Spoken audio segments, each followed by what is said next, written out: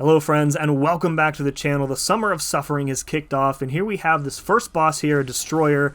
Let's talk through the nodes quickly, and then I'll go through my strategy with Void. So the first thing you want to know about this boss is that punishing his heavy attack is going to get you a grit passive, and that's going to allow you to freely intercept him. Remember that Destroyer is unstoppable on his dash attacks, and if you know you're going to need to intercept him, you really want to start with baiting out and punishing a heavy attack.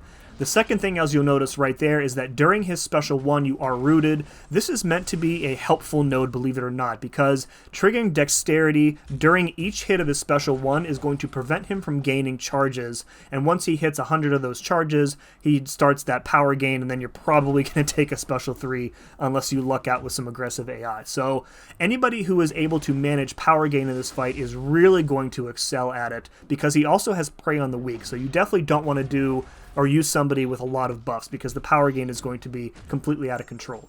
The last node I want to mention is called Danger Zone. Means that he gets an unblockable buff every 12 seconds. So again, just something to be aware of, especially if you are going to be baiting out a heavy. You may want to make sure that he's not going to be unblockable when you do that.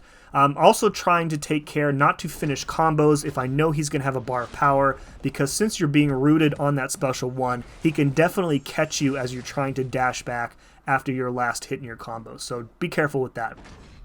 Now, as far as objectives, the very first objective here is to do this fight with a villain champ, and in my opinion, there was only one choice for this, and that's my favorite champ in the game here, of course, Void. Got this on my very first try, so you can kind of have an idea of how easy it is with Void. Leader, also a very, very good option for this fight, and also tagged as a villain.